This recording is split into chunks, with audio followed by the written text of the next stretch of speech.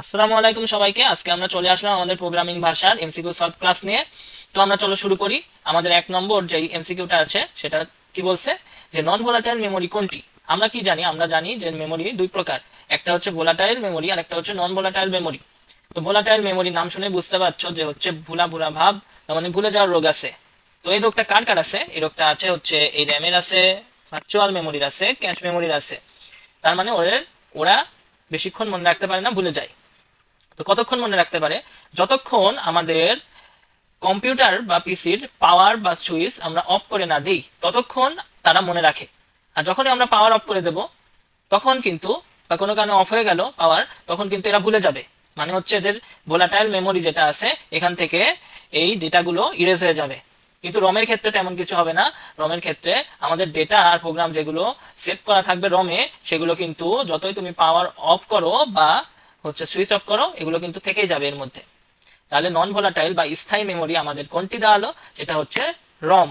আর আমাদের অস্থায়ী যেই মেমোরি সেগুলো হচ্ছে এই দাগানোগুলো, র্যাম, ভার্চুয়াল মেমোরি আর হচ্ছে ক্যাশ মেমোরি, এগুলো কিন্তু ভোলাটাইল মেমোরি। তারপরে দেখো আমাদের র্যাম আর রমের যে পূর্ণ রূপ সেটা হচ্ছে র্যামের ক্ষেত্রে র্যান্ডম অ্যাক্সেস মেমোরি, রমের ক্ষেত্রে হচ্ছে রিড অনলি মেমোরি। তো এই গেল। তারপরে এমসিকিউ আমরা যাই, বলছে মেশিনের ভাষায় রূপান্তরিত প্রোগ্রামকে কি বলা হয়। তো আমরা জানি যে হচ্ছে আমাদের যে সোর্স কোড বা উৎস প্রোগ্রাম আছে সেটাকে আমরা কি করি, অনুবাদক প্রোগ্রাম এর মাধ্যমে আমরা মেশিন কোডে কনভার্ট করি। এই মেশিন কোডে কনভার্ট করলে আমরা যে জিনিসটা পাই সেটা হচ্ছে অবজেক্ট প্রোগ্রাম। ওকে। আর আমাদের যে অ্যাসেম্বলার, ইন্টারপ্রেটার আর কম্পাইলার আছে এগুলো কিন্তু আমাদের সেই অনুবাদক প্রোগ্রাম। তারপরে দেখো নিচের কোনটি অস্থায়ী মেমোরি, একটু আগে পড়ে আসলাম, সেটা হচ্ছে আমাদের র্যাম, অস্থায়ী বা ভোলাটাইল মেমোরি। আর এগুলো RAM, hard disk, USB drive, এগুলো কিন্তু আমাদের স্থায়ী মেমোরি। তারপরে দেখো পলিমরফিজম নিচের কোন ভাষার বৈশিষ্ট্য, সেটা হচ্ছে সি প্লাস প্লাস, এই ভিজুয়াল বেসিক ওরাকল নয়। তারপরে এই জাভা কিন্তু পলিমরফিজম সাপোর্ট করে, তাহলে জাভা ভাষার বৈশিষ্ট্য এটা। তাহলে আমাদের অ্যান্সার এই দুটা হবে। তারপর দেখো আমাদের বলছে যে মাইক্রোপ্রসেসর হিসাব নিকাশের মধ্যে রয়েছে যোগ, বিয়োগ, ভাগ, এই তিনটাই কিন্তু আমাদের রয়েছে হিসাব নিকাশের মধ্যে। তারপরে দেখো এখানে একটা মাইক্রোপ্রসেসর দেওয়া আছে। তো এই মাইক্রোপ্রসেসরটি বলছে যে সবচেয়ে কাছের মেমোরি কোনটি। সবচেয়ে কাছের মেমোরি এক্ষেত্রে কি হবে? এক্ষেত্রে হবে রেজিস্টার, কারণ কি আমাদের প্রসেসরের মধ্যে রেজিস্টার থাকে। তারপর দেখো উদ্দীপকের যন্ত্রটির মধ্যে যুক্ত থাকে কি থাকে? রেজিস্টার তো থাকে, একটু আগে দেখে আসলাম। আবার কি থাকবে? ক্যাশ মেমোরিও কিন্তু থাকবে। রেজিস্টার ও ক্যাশ মেমোরি এই দুটাই কিন্তু আমাদের অস্থায়ীভাবে আমাদের যে ডেটা আছে সেগুলো কিন্তু স্টোর করে রাখে, আর যখন আমাদের কাজে লাগে তখন সেইভাবে আমাদেরকে ডেটাটা দেয় বা অ্যাক্সেস করতে পারি আমরা ওখান থেকে। তারপরে দেখো আমাদের তাহলে অ্যান্সার দাঁড়াইলো এটা। তারপরে দেখো আমাদের সরাসরি কম্পিউটারের সাথে সংযোগ স্থাপন করে কোন ভাষা। সেটা হচ্ছে আমরা কি জানি? আমরা জানি যে কম্পিউটার 0 আর 1 ছাড়া কি কিছু বোঝে? 0 আর 1 ছাড়া কিছুই বোঝে না। 0 আর 1 বলতে কি বলছে? ভোল্টেজ আছে কি নাই বা হচ্ছে কারেন্ট আছে কি নাই সেটাকে 0 আর 1 দ্বারা বুঝছে ও। তো এই 0 আর 1 যখন বলছে তখন আমাদের ওকে যদি সংযোগ স্থাপন করতে চাই ওর সাথে, তাইলে আমাদের কি করতে হবে? 0 আর 1 দিয়ে এমন একটা ভাষা লিখতে হবে যাতে বুঝতে পারে।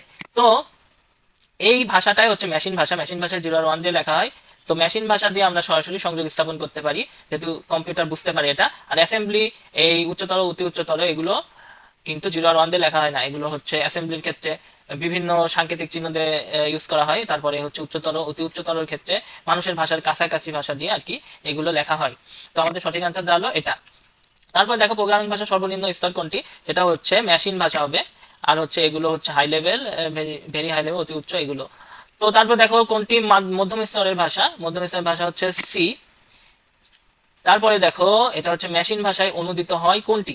মেশিন ভাষায় অনুদিত হয় মানে মেশিন কোডে কনভার্ট হয় কোনটি, সেটা হচ্ছে কোড, মানে অপারেশন কোড। কোডই তো কনভার্ট হবে, তাই না? সোর্স কোড থেকে আমাদের অনুবাদক প্রোগ্রামের মাধ্যমে অনুদিত হয়ে তো মেশিন কোডে বা মেশিন ভাষায় রূপান্তরিত হবে, তাই না? তাহলে অপারেশন কোডই হবে আমাদের অ্যান্সার। তারপরে বলছে মেশিনের ভাষায় রূপান্তরিত প্রোগ্রামকে কি বলা হয়। একটু আগে বললাম যে হচ্ছে আমাদের সোর্স কোড অনুবাদক প্রোগ্রামের মাধ্যমে কি তৈরি করে? Object programme. তারপরে বলছে যে হচ্ছে সাংকেতিক চিহ্ন দিয়ে লিখিত ভাষা কোনটি, সেটা হচ্ছে অ্যাসেম্বলি। তারপরে দেখো আমাদের বলছে কোনো ভ্যারিয়েবলে ডেটা এবং ইনস্ট্রাকশন একত্রিত অবস্থায় থাকাকে কি বলা হয়। তো এটা হবে এনক্যাপসুলেশন। কারণটা কি? কারণটা হচ্ছে দেখো যে আমাদের ক্যাপসুলে কি থাকে? ক্যাপসুলে একটা বাহিরে একটা পর্দা থাকে, তাই না? আর হচ্ছে ভিতরে ওষুধ থাকে। তো এটা একসাথে করে থাকছে, যেমন সেই রকম ডেটা এবং ইনস্ট্রাকশন এমন কম্বাইন্ড আকারে বা এক জায়গায় রাখা হচ্ছে, এটাকে সেজন্য বলা হচ্ছে এনক্যাপসুলেশন। কোন ভাষায় হার্ডওয়্যার নিয়ন্ত্রণের পাশাপাশি উচ্চ স্তরের ভাষার সুবিধা পাওয়া যায়? এটা আমাদের হচ্ছে মিড লেভেল ল্যাঙ্গুয়েজ বা সি হবে আমার অ্যান্সার। তো মিড লেভেল ল্যাঙ্গুয়েজ বা সি দিয়ে আমরা কি করতে পারি? উচ্চ স্তরের ভাষার সুবিধা পেতে পারি, আবার হার্ডওয়্যার নিয়ন্ত্রণও করতে পারি।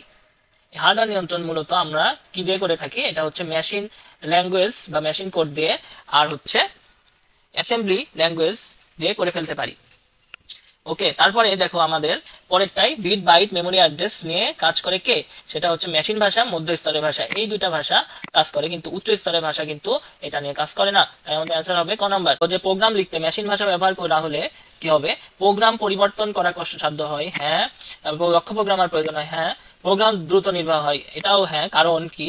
কারণ হচ্ছে যে হচ্ছে মেশিন ভাষা আমরা যদি ইউজ করি, মানে 0 আর 1 দিয়ে আমরা বুঝাচ্ছি, তাহলে কম্পিউটারে বুঝতে খুবই সহজ হবে, সেক্ষেত্রে প্রোগ্রাম কিন্তু দ্রুত নির্বাহ হবে। আর হচ্ছে আমাদের দক্ষ প্রোগ্রামারের প্রয়োজন হবে, কারণ বুঝা কষ্টসাধ্য হয়ে যাবে, কারণ হচ্ছে সবই 0 আর 1 দিয়ে লেখা।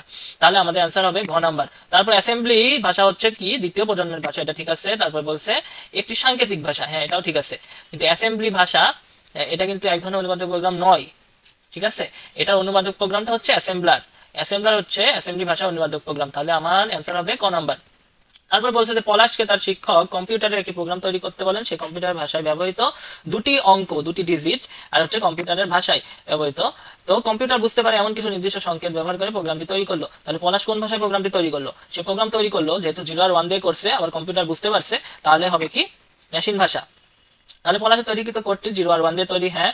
কম্পিউটার জন্য অবশ্যই সহজবোধ্য 0 আর 1 দিয়ে তৈরি হওয়ার কারণে, আর মানুষের বোঝার জন্য সহজসাধ্য হবে না, কারণ হবে কষ্টসাধ্য, যেহেতু সব 0 আর 1 দিয়ে লেখা। তাহলে আমার অ্যান্সার হবে কত? ক নাম্বার। আচ্ছা দেখো, যে মেশিন লার্নিং অ্যাপ্লিকেশনে ব্যবহৃত হয় কোনটি? সেটা হবে পাইথন। আর অ্যালগোরিদম আর ফরট্রান যেটা ছিল সেটা কিন্তু আমাদের বিজ্ঞান বা প্রকৌশল, এই দুইটা ক্ষেত্রে আমাদের ইউজ করা হয়। তারপর দেখো সি ভাষার উদ্ভাবককে ডেনিস রিচি, যিনি হচ্ছে আমেরিকার বেল ল্যাবে এই সি ভাষা কিন্তু উদ্ভাবন করেন। তো আমার অ্যান্সার হচ্ছে ডেনিস রিচি। তারপর বলছে OPS5 কোন প্রজন্মের ভাষা? এই 5 লেখা আছে, দেখো এখানে দেখে বোঝা যাচ্ছে এটা হচ্ছে পঞ্চম প্রজন্মের ভাষা। তারপর দেখো 4GL মানে ফোর্থ জেনারেশন ল্যাঙ্গুয়েজ, এটা হচ্ছে কি? অতি উচ্চ স্তরের ভাষা, উচ্চ স্তরের পরে আসছে 4GL।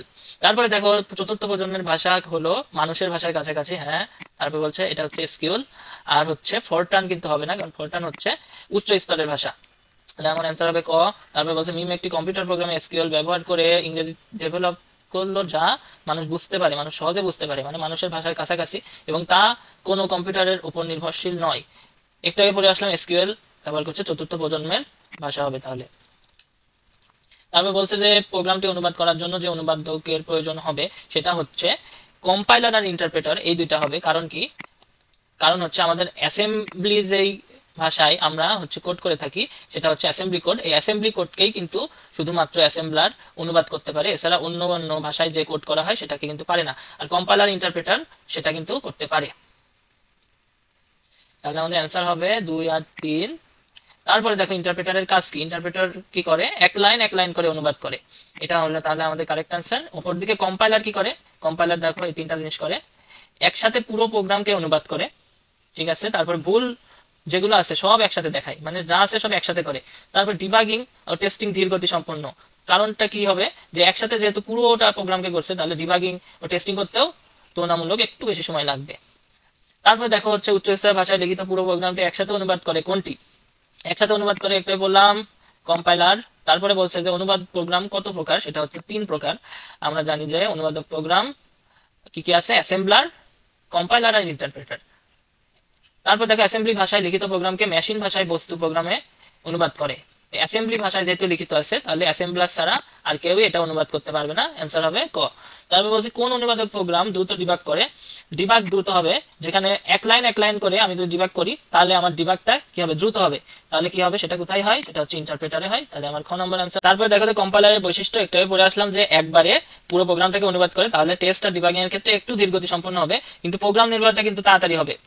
এক্ষেত্রে কিন্তু বেশি সময় লাগবে না, কারণ কম সময় লাগবে, কারণ আমি এক লাইন করে তারপর ডিবাগ করে এভাবে কিন্তু করছি না, আমি একবারে পুরোটা অনুবাদ করে ফেলছি, পুরোটা ডিবাগ করে ফেলছি। তাহলে আমার ওটার তুলনায় আমার এটার সর্বমোট যে টাইমটা সেটা কম লাগবে। তারপর দেখো অনুবাদকৃত প্রোগ্রাম পূর্ণাঙ্গ মেশিন প্রোগ্রাম পরিণত, হ্যাঁ। তারপরে তাহলে আমার দাঁড়াইলো হচ্ছে 1 আর 3, এটাই আমার অ্যান্সার। তারপর দেখো সি প্রোগ্রামিং ভাষার জন্য কোন অনুবাদক প্রোগ্রাম ব্যবহৃত হয়। সি প্রোগ্রামিং এর জন্য আমার হচ্ছে কম্পাইলার, ইন্টারপ্রেটার, এই দুইটাই কিন্তু ইউজ করা হয়। এখানে আমার অপশন যেহেতু একটা আছে, আমি এটাই দাগালাম ইন্টারপ্রেটার। এখানে সিএস নামে একটা ইন্টারপ্রেটার আছে। তারপরে দেখো অদ্রিতার ব্যবহৃত অনুবাদক প্রোগ্রামের নাম কি। এখানে বলছে অদ্রিতা কম্পিউটারের সি ভাষায় লিখিত প্রোগ্রামকে অনুবাদ করতে অনেক সময় প্রয়োজন হলো, ফলে সে একটি নতুন অনুবাদক প্রোগ্রাম ব্যবহারের পদক্ষেপ গ্রহণ করলো। তার মানে ও কি করছে, ও ইন্টারপ্রেটার ব্যবহার করছে, এক লাইন এক লাইন এক লাইন করে করে এইভাবে সে অনুবাদ করছে আগের প্রোগ্রামটাকে, সেজন্য তার বেশি টাইম লাগছে। তাই আমার অ্যান্সার হবে এটা গ। তারপর বলছে আদ্রিতার নতুন অনুবাদক প্রোগ্রামের সুবিধা কি। নতুন অনুবাদক যে প্রোগ্রামটা করলো সেটা হচ্ছে আমার কম্পাইলার ইউজ করলো। কম্পাইলারে কি হয়, পুরো প্রোগ্রাম একসাথে, তারপরে হচ্ছে সবগুলো ভুল একসাথে প্রদর্শন, ঠিক আছে। অনুবাদ করতেও সর্বমোট যে টাইম লাগবে সেটা আগেরটার তুলনায় কম লাগবে। তাহলে আমার তিনটাই সঠিক। তারপর দেখো প্রোগ্রামিং এর ক্ষেত্রে ইনপুট বা আউটপুট চিহ্ন হিসেবে ব্যবহৃত হয় কোনটি। ইনপুট বা আউটপুট, ইনপুট বা আউটপুটের ক্ষেত্রে ব্যবহৃত হয় এই যে সামান্তরিক আছে এটা, আর হচ্ছে এই আমাদের যে বৃত্ত আছে এটা হচ্ছে কানেক্টর হিসেবে বা সংযোগকারী হিসেবে কাজ করে। এটা হচ্ছে বললাম যে ইনপুট আউটপুট, আর এটা হচ্ছে ডায়মন্ডের মতো যেটা আছে যেটা হচ্ছে ডিসিশন বা শর্ত পরীক্ষার জন্য ইউজ করা হয়। তারপরে হচ্ছে এই যে আমাদের হচ্ছে রেক্ট্যাঙ্গেল বা হচ্ছে আয়তাকার যেটা আছে এটা হচ্ছে প্রক্রিয়াকরণের জন্য। তারপরে হচ্ছে প্রবাহ চিত্রের কোন প্রতীকটি প্রসেসের জন্য ব্যবহৃত হয়। প্রসেস বা প্রক্রিয়াকরণ যেটা বললাম সেটা হচ্ছে আয়তাকার যেটা আছে সেটা। আর একটা ওভাল শেপের দেখো একটা ইয়ে আছে, শেপ আছে, সেটা হচ্ছে স্টার্ট বা এন্ড বোঝানোর জন্য আমার ইউজ করা হয়ে থাকে। তারপরে আমরা পরের পেজে যাই। আচ্ছা, তারপরে দেখো প্রোগ্রামের ভুলকে কি বলে, এটা হচ্ছে বাগ। এই বাগ ঠিক করতে মানে ভুল ঠিক করতে আমরা যেটা করি সেটা হচ্ছে ডিবাগ করি। তারপরে দেখো যে হচ্ছে ফ্লো চার্টে এই যে এটা দ্বারা বৃত্ত বুঝাইছে সম্ভবত, এই প্রতীকটি কি নির্দেশ করে। বৃত্ত দ্বারা আমরা এটাই পড়ে আসলাম যে সংযোগ বা কানেক্টর, এটা বোঝাচ্ছে। তারপরে এটা হচ্ছে আমাদের এই সেই আয়তক্ষেত্র আবার আসছে যে এত চিহ্ন দ্বারা প্রোগ্রামে কি বোঝানো হয়, এটা কিন্তু বারবার আসছে, খেয়াল রেখো। এটা হচ্ছে প্রক্রিয়াকরণ বা প্রসেস বোঝানো হচ্ছে। তারপরে ডায়মন্ড দিয়ে এটা কি বোঝানো হচ্ছে, বলছিলাম যে শর্ত পরীক্ষা বা হচ্ছে সিদ্ধান্ত গ্রহণ। তারপরে দেখো এখানে প্রোগ্রাম কোডিং এর পূর্ববর্তী ধাপ কোনটি। এখানে বলছে যে হচ্ছে প্রোগ্রাম তৈরির আমাদের কিছু ধাপ আছে। দেখো এটা হচ্ছে মোট 7টা ধাপ আছে। এই 7টা ধাপের মধ্যে প্রথমটা দেখো আমরা হচ্ছে প্রোগ্রাম কেন তৈরি করি। প্রোগ্রাম যে কোনো সমস্যা সমাধানের লক্ষ্যে বা কত ইফিসিয়েন্টলি সমাধান করা যায় সেজন্যই কিন্তু আমরা প্রোগ্রাম করে থাকি। তো সমস্যা সমাধান করতে গেলে আমরা আগে বুঝতে হবে যে কোন সমস্যাটা আমাদের সমাধান করতে চাচ্ছি। সেজন্য সমস্যা আগে নির্দিষ্ট করবো যে আমি এই সমস্যাটা সমাধান করতে চাচ্ছি। তারপরে যে সমস্যা সমাধান করতে চাচ্ছি সেটাকে কি করব, সমস্যাটা বিশ্লেষণ করব, বিশ্লেষণ ভালো মতো বিশ্লেষণ করব যাতে ভালো মতো সলভ করতে পারি। তারপরে কি করব, সেই মোতাবেক একটা প্ল্যান করব মানে ডিজাইন করব যে হচ্ছে প্রোগ্রামটা কিভাবে সলভ করা যায়। তারপরে এই প্রোগ্রামের যে ডিজাইনটা, এই ডিজাইনের মধ্যে কিন্তু আমাদের যে অ্যালগোরিদম সুডোকোড বা হচ্ছে আমরা ফ্লোচার্ট তৈরি করি সেটা কিন্তু অন্তর্ভুক্ত। তারপরের ধাপটা হবে আমাদের কোডিং। আমরা কোডিং করব, তারপরে কোডিং করার পরে দেখবো যে হচ্ছে রান করব, টেস্ট করব, ডিবাগিং করব, করে দেখবো যে হচ্ছে আমাদের ঠিকঠাক চলে কিনা, আউটপুট দেখায় কিনা, আমরা যেটা চাচ্ছি সেটা আসে কিনা। তারপরে দেখবো যে হচ্ছে প্রোগ্রামটা ঠিকঠাক মতো সাজানো আছে কিনা, ডকুমেন্টেশন ঠিকঠাক মতো সাজিয়ে গুছায় ফরম্যাটিং করে তারপরে আমরা প্রোগ্রামটা সেভ করে রাখবো বা রক্ষণাবেক্ষণ করব। তো এখানে দেখো প্রোগ্রাম কোডিং এর পূর্ববর্তী ধাপ, আগে বলছিলাম আমরা যে ডিজাইন করব, ডিজাইন করার পরে আমরা বুঝবো যে কিভাবে কোডটা করব। ডিজাইন করার মোতাবেকই কিন্তু আমরা কোডটা করে থাকবো। তাহলে আমাদের অ্যান্সার হবে খ নাম্বার, প্রোগ্রাম ডিজাইন। তারপরে দেখো প্রোগ্রাম তৈরিতে প্রোগ্রাম ডিজাইনের পরবর্তী ধাপ, প্রোগ্রাম আগে ডিজাইন করি যে কিভাবে কি সলভ করব, তারপরে কিন্তু আমরা কোডিং এ যাই। তাহলে আমার অ্যান্সার হবে খ নাম্বার। তারপরে দেখো ফ্লো চার্টে বৃত্তাকার চিহ্নটির দ্বারা কি বোঝায়, একটু পরে আসলাম সংযোগ, তাহলে আমার ক নাম্বার হবে অ্যান্সার। আচ্ছা, এখানে দেখো একটা আমার ফ্লো চার্ট দিয়ে রাখছে। ফ্লো চার্টে কি বলছে, এখানে হচ্ছে স্টার্ট করলো, এখানে একটা এন ইনপুট নিল, তারপরে দেখো এখানে হচ্ছে দুইটা ভ্যারিয়েবল নিল, এখানে 0 সেট করলো ভ্যারিয়েবলে, এখানে হচ্ছে 1 সেট করলো, c ইজ ইকুয়াল টু 1। তারপরে দেখো এখানে হচ্ছে দুইটা লাইন আবার লিখছে, s is equal two s plus c করবে, আবার c is equal two c plus 1 করবে, মানে এক বাড়াই দেবে আর কি, ইনক্রিমেন্ট করবে এক করে। তারপরে দেখো আমার একটা কন্ডিশন চেক করতে বা শর্ত পরীক্ষা করতে, এটা হচ্ছে c গ্রেটার দেন n কিনা। n যদি c গ্রেটার দেন যদি n হয় তাহলে কি হবে, আউটপুট s টা শো করবে, আমার এটা এন্ড হয়ে যাবে। ওকে, তারপরে দেখো যদি আমার এই শর্তটা পূরণ না করে মানে হচ্ছে নো হয়ে যায়, তাহলে হচ্ছে কি হবে, আমার এখানে আবার ফেরত আসবে আর এই দুইটা লাইন আমার আবার এক্সিকিউট হবে বা এই দুইটা লাইন আমার আবার চলবে। তারপরে এখানে দেখো এর উপর ভিত্তি করে আমার দুটা কোশ্চেন দেওয়া আছে। এটা হচ্ছে উপরে ফ্লোচার্ট 3 নং ধাপের প্রতীকটি অর্থ কি। 3 নং ধাপের যে প্রতীক সেটা হচ্ছে দেখতে পাচ্ছ একটা আয়তক্ষেত্র। আয়তক্ষেত্র কি বলছিলাম যে প্রক্রিয়াকরণ বা প্রসেস, এটা হচ্ছে আমার ঘ নাম্বার। আর হচ্ছে বলছে উক্ত ফ্লোচার্টে n এর মান 5 হলে আউটপুট কত হবে। চলো আমরা এখন একটু দেখি যে n এর মান 5 হলে কত হবে। তো আমাদের এখানে যদি আমরা n এর মান 5 নিয়ে নিলাম, ওকে ওকে যাওয়ার হলো। তারপরে দেখো এখানে ফার্স্ট বার যদি করি তাহলে দেখো আমার s ইজ ইকুয়াল টু কত ধরছি, 0 সেট করছি, c ইজ ইকুয়াল টু কত ধরছি, 1 সেট করছি। তারপরে দেখো এখানে আমি এর মধ্যে ঢুকবো, ঢুকে দেখো s ইজ ইকুয়াল টু কি করছে, s প্লাস c করছে, তার মানে 0 প্লাস 1, তাহলে হচ্ছে আমার 1 করছে, আর সি আবার হচ্ছে 1 বৃদ্ধি করে দিছে, তাহলে আমার সি 1 থেকে 2 হয়ে গেল। এখন আমার যে কন্ডিশন চেক সেটা হবে যে সি গ্রেটার দ্যান এন কিনা। এখন 2 আমার কিন্তু গ্রেটার দ্যান এন না, মানে হচ্ছে গ্রেটার দ্যান 5 না। তাহলে আমার যদি নো হয়, তাহলে আমার আবার বলছিলাম যে এখানে আসবে এই দুটা লাইন আবার এক্সিকিউট হবে। তাহলে আমি পরের বার যাই, আমার সেকেন্ড বারে কি হবে, আমার সেকেন্ড বারে হবে হচ্ছে এস ইজ ইকুয়াল টু কত, এস প্লাস সি। তাহলে হচ্ছে কত হচ্ছে 1 হচ্ছে, আর হচ্ছে কি হচ্ছে 1 প্লাস আর 2 হচ্ছে, তাহলে হচ্ছে 3 হচ্ছে। আর সি এর মান আমার 3, আমার ছিল হচ্ছে কত, সি এর মান ছিল হচ্ছে 2, 2 বেড়ে হয়ে গেল 3। তারপরে দেখো আমার 3 আবার চেক করবে যে 3 হচ্ছে 5 এর চেয়ে বড় কিনা। এখানেও দেখো নো হয়ে যাচ্ছে, আবার আসবে ফেরত। তাহলে আমার থার্ড বারে কি হবে, আমার থার্ড বারে হবে হচ্ছে S is equal to S plus C. তাহলে হচ্ছে এস আছে কত, এস এস বেরোয়েছে 3, বেরোয়েছে 3, বেরোয়েছে এস প্লাস সি। তাহলে হচ্ছে 3 প্লাস 3 6, আর হচ্ছে এখানে সি ইজ ইকুয়াল টু 4 হয়ে গেল। তাহলে 4 আবার চেক করবে যে হচ্ছে 4 এন এর চেয়ে বড় কিনা, মানে 5 এর চেয়ে বড় কিনা। তো বড় তো হলো না, তাহলে নো হয়ে আবার ফেরত আসবে। তাহলে ফোর্থ, আমি যদি ফোর্থ বার করি তাহলে দেখো কি হচ্ছে S is equal to S plus C. S plus C যদি হয় তাহলে আমার হচ্ছে এস বেরোচ্ছে 6, সি বেরোচ্ছে 4, তাহলে আমার আসবে 10। আর হচ্ছে সি ইজ ইকুয়াল টু 4 এর থেকে 1 বাড়লো, তাহলে হচ্ছে 5 হয়ে গেল। আর হচ্ছে এবার 5 কি গ্রেটার দেন 5, ঠিক আছে না।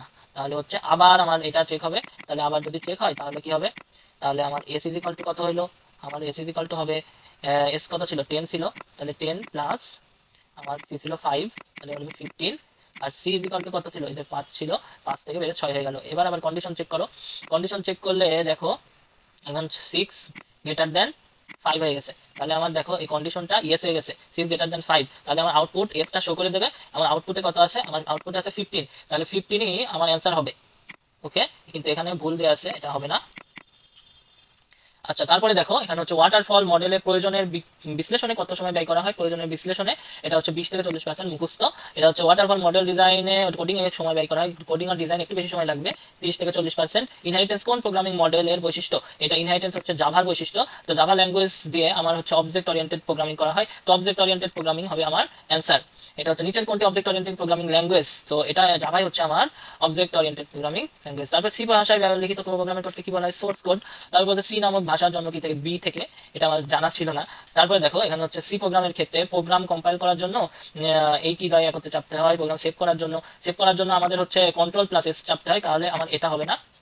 আর হচ্ছে প্রোগ্রাম রান করার জন্য কন্ট্রোল প্লাস F9 চাপতে হয়, দুই জায়গায় দেখো F9 কমন। আর প্রোগ্রাম কম্পাইল করার জন্য তাহলে অল্টার চাপতে হয়, আর হচ্ছে F9 তো আছেই। আর হচ্ছে এখানে প্রোগ্রাম রান করার জন্য কন্ট্রোল চাপতে হয়, আর হচ্ছে F9 আছেই। তাহলে 1 আর 3 আমার কারেক্ট অ্যান্সার, তাহলে খ নাম্বার। তারপরে বলছে হ্যালো ওয়ার্ল্ড লেখাটি 5 বার প্রদর্শনের ক্ষেত্রে সি স্টেটমেন্ট হলো।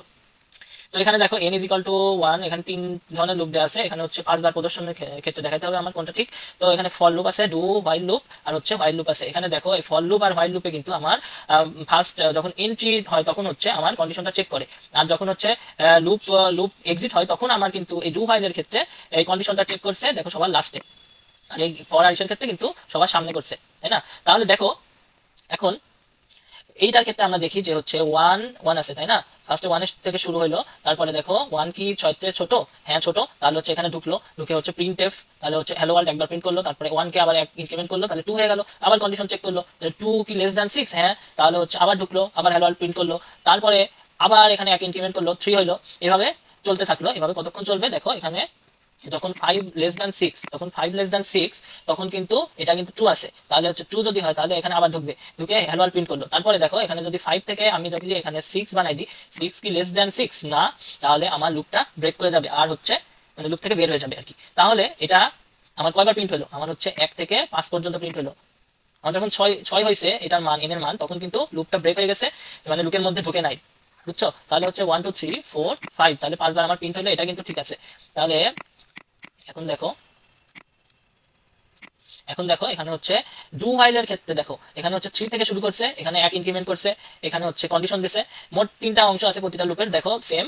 এখানে হচ্ছে ইনিশিয়ালাইজ করছে বা একটা ভ্যালু সেট করে দিছে, তারপরে দেখো এখানে একটা কন্ডিশন দিছে, আর হচ্ছে একটা ইনক্রিমেন্ট করছে বা ডিক্রিমেন্ট যাই করো করো সমস্যা নাই। তো তিনটা লুপের ভিন্ন ভিন্ন জায়গায় থাকে, বুঝছো। এগুলো এই 3টা জিনিসই থাকে ভিন্ন ভিন্ন জায়গায়। এই ডু হোয়াইল লুপের ক্ষেত্রে এখানে আছে ইনিশিয়ালাইজ করলো, এখানে হচ্ছে ভিতরে এখানে ইনক্রিমেন্ট করলো, আর এখানে লাস্টে যায় হচ্ছে এখানে কন্ডিশনটা দিল, ঠিক আছে। তাহলে দেখো এটার ক্ষেত্রে 3, এটা 3 কি প্রথমে হচ্ছে একবার চললো, তাই না। প্রথমে হচ্ছে একবার চললো, তারপরে হচ্ছে দেখলো যে 3 কি এসেছে ছোট, হ্যাঁ, তাহলে হচ্ছে দেখার পরে তারপরে কি করলো, তারপর 1 ইনক্রিমেন্ট করে দিল, তারপর 4 হইলো, 4 হওয়ার পরে দেখলো যে হচ্ছে এখানে হচ্ছে 4 কিসের চেয়ে ছোট, 4 এর চেয়ে ছোট, 8 এর চেয়ে ছোট, হ্যাঁ ছোট আসবে অথবা সমান, হ্যাঁ তাহলে হচ্ছে আবার প্রিন্ট করলো। তাহলে এখন এভাবে চলতে চলতে আমার চলবে হচ্ছে কতক্ষণ, 3 4 5 এর জন্য হবে, 6 এর জন্য হবে, 7 এর জন্য হবে, যখন 8 আসবে দেখো 8 less than equal to 8, less than equal to 8 হইলে দেখো 8 এর সমান কিন্তু মিলে গেছে, তাহলে 8 এর জন্য কিন্তু লুপের মধ্যে একবার ঢুকে প্রিন্ট করবে।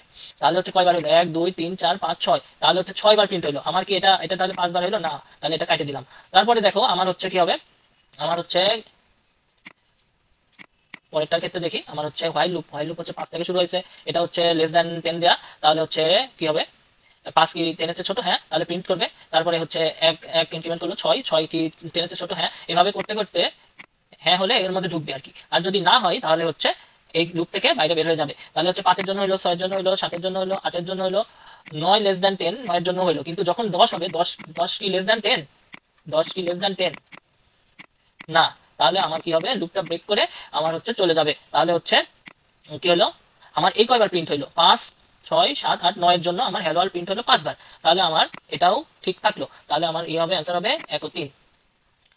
আচ্ছা তারপরে দেখো এখানে হচ্ছে একটা সি প্রোগ্রাম নিল। তো সি প্রোগ্রাম নেওয়ার পরে এখানে কি বলছে, এখানে এখানে হচ্ছে একটা হেডার ফাইল ইনক্লুড করছে, standard input output header file.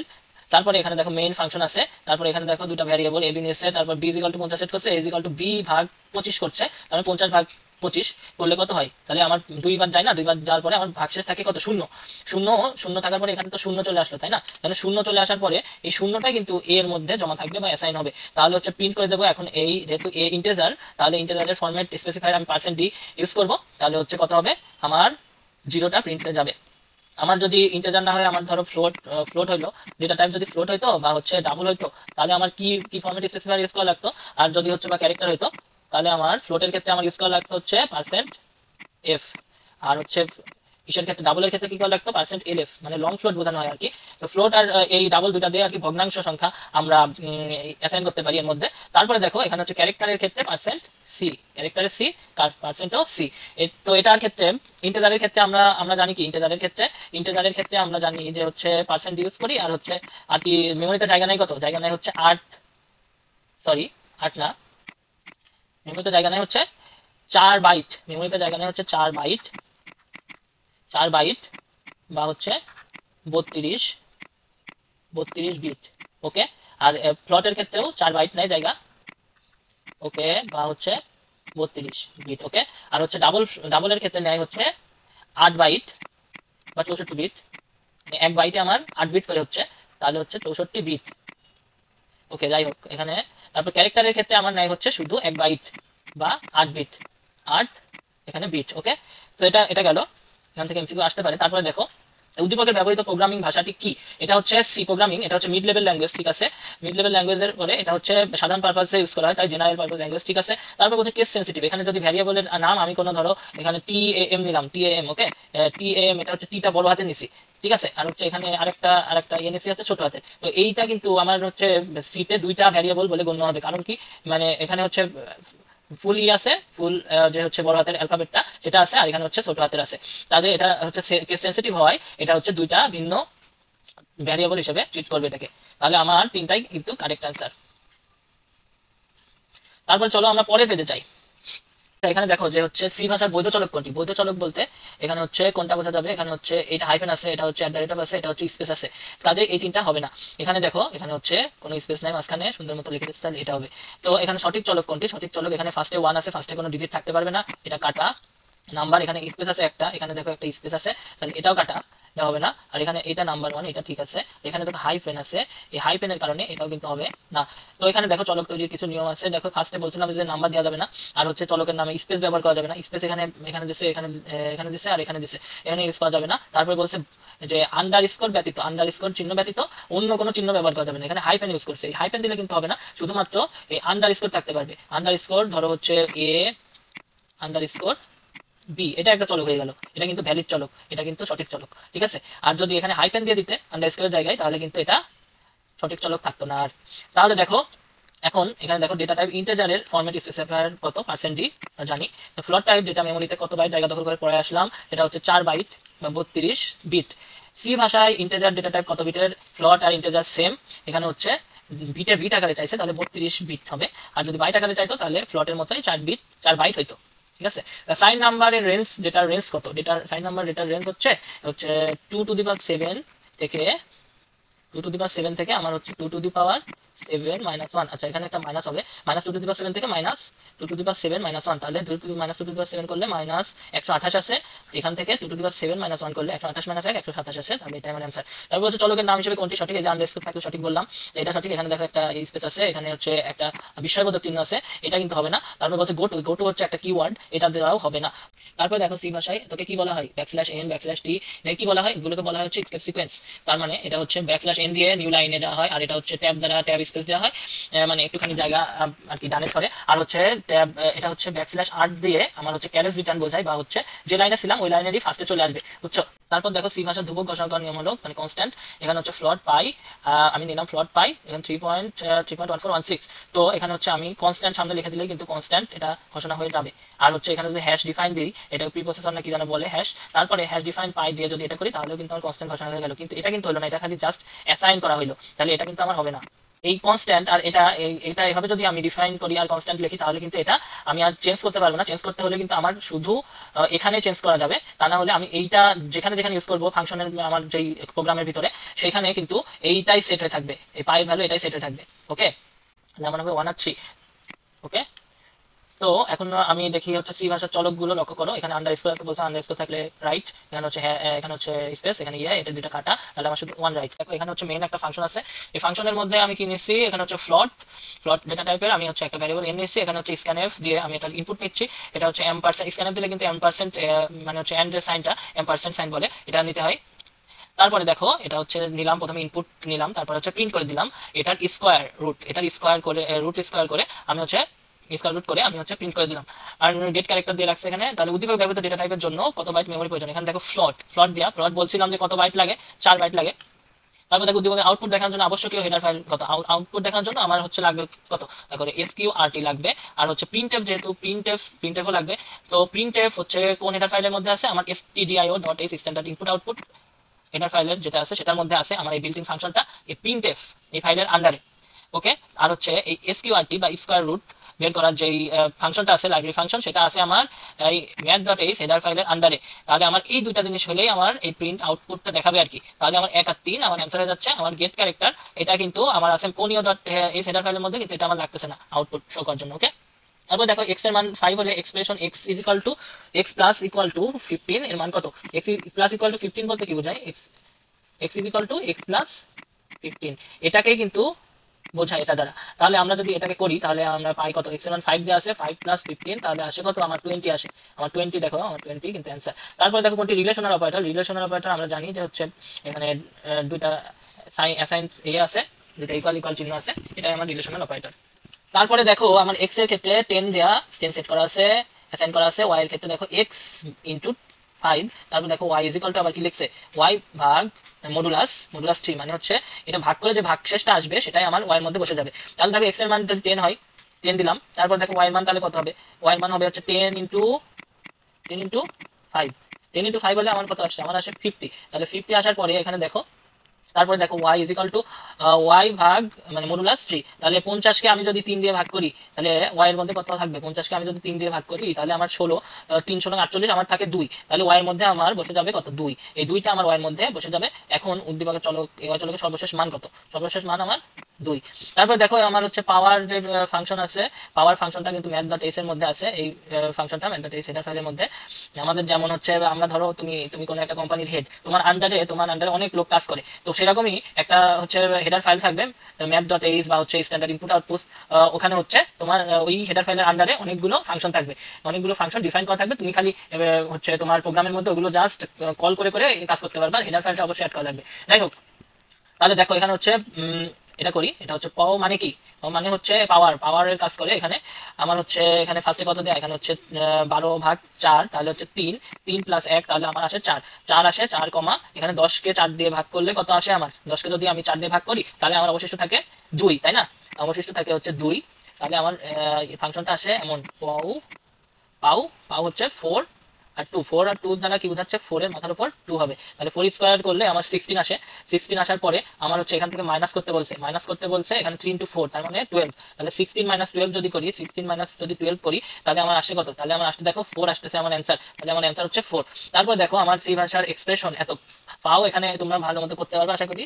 এখানে দেখো 3 এর মাথার উপর কত উঠে যাবে, 2 উঠে যাবে। তারপরে দেখো প্লাস 5/2, 5 ভাগ যদি 2 করি তাহলে কত থাকে আমার ভাগশেষ থাকে 1, তো 1টা লিখে ফেললাম, প্লাস 3 আছে এখানে, হচ্ছে এটা কিন্তু গুণ না, এটা হচ্ছে এখানে শেষ বোঝাচ্ছে। তাহলে দেখো 9 + 4 তাহলে হচ্ছে 13 আসে আমার অ্যান্সার, তাহলে আমার এটা হলো অ্যান্সার। তারপর দেখো এখানে সি ভাষা এক্সপ্রেশন কোনটি, সি ভাষা এক্সপ্রেশন হচ্ছে এখানে হচ্ছে এক্স স্কয়ার আছে, এভাবে তো এক্সপ্রেশন লেখা যায় না, বুঝছো? তো এভাবে না লিখে পাও পাও দিয়েও লেখা যায়, তো হচ্ছে আমরা এই যে এমন এমন করে লিখলাম যেটা, আর এখানে হচ্ছে এইভাবে লিখতে হবে 5 × x, দুইবার আছে তাহলে x দুইবার, এক্স স্কয়ার মানে x × x, তারপরে 3 × x, ওকে 4, এটা হলো অ্যান্সার। সি ভাষায় এন্ড দুইবার যদি থাকে এটাকে কি বলা হয়, লজিক্যাল এন্ড বলা হয়, লজিক্যাল এন্ড, তাহলে আমার এটা হলো অ্যান্সার। তারপর অ্যারিথমেটিকের ক্ষেত্রে আমরা কি জানি, যোগ বিয়োগ গুণ ভাগ, যোগ বিয়োগ গুণ ভাগ, আরেকটা এটা কি পার্সেন্টেজ দিয়ে আমার বোঝাচ্ছে ভাগশেষ বা মডুলাস বের করতে হবে আর কি, বুঝছো?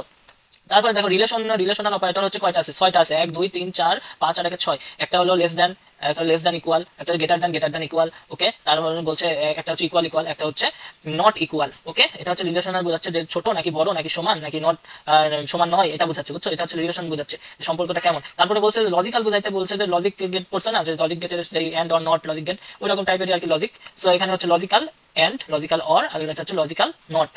এবার যদি অ্যাসাইনমেন্টের ক্ষেত্রে এখানে হচ্ছে একটা ইকুয়াল চিহ্ন দিয়ে আছে, অ্যাসাইনমেন্ট অপারেটর, এটা হচ্ছে অ্যাসাইনমেন্ট অপারেটর দেখো অনেকগুলো আছে, কম্বিনেশন আছে, তো তোমরা এটা দেখতে পারো, সবগুলো মিলাই দেখো অ্যাসাইনমেন্ট অপারেটর বানাইছে।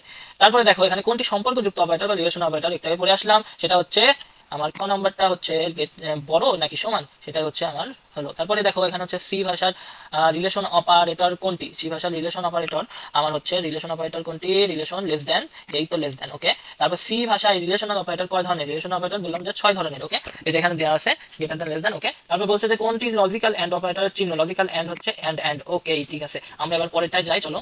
দেখো এখানে হচ্ছে সি ভাষায় কোনটি কিওয়ার্ড, কিওয়ার্ড হচ্ছে stdio নয়, কনিও নয়, এই দুটো হেডার ফাইল, আর ডাবল হচ্ছে কিওয়ার্ড, এগেন কোনো কাজে না, ঠিক আছে। নিচের কোনটি সংরক্ষিত শব্দ নয়, সংরক্ষিত শব্দ নয়, সংরক্ষিত শব্দ হচ্ছে ইফ এলস ব্রেক হচ্ছে সংরক্ষিত শব্দ, আর ফাংশনটা হচ্ছে সংরক্ষিত শব্দ নয়। এখন আমরা ফাংশনের বলতে কি বুঝি, ফাংশন বলতে বুঝি যে হচ্ছে ধরো আমাদের প্রোগ্রামের মধ্যে কোনো একটা কাজ ধরো বারবার করা লাগছে, তো বারবার না করে আমরা একটা কাজ করতে পারি, আমরা ওই কাজটাই আমরা ফাংশন দিয়ে একটা ফাংশন তৈরি করে ওই কাজটা করে রাখতে পারি। তারপরে আমরা কি করতে পারি, আমাদের মেইন ফাংশন থেকে আমাদের এই ফাংশনটা যেটা তৈরি করলাম সেটাকে বারবার কল করে করে আমরা ওই কাজটাই পেয়ে যাচ্ছি, ওই কাজটা আমার বারবার কল রাখতেছে না আলাদাভাবে, আমার ফাংশনটা কল করলে আমার ওই কাজটা হয়ে যাচ্ছে, আমার একবার খালি ফাংশনের মধ্যে করে রাখলেই হয়ে যাচ্ছে, তো এটা হচ্ছে ফাংশনের সুবিধা।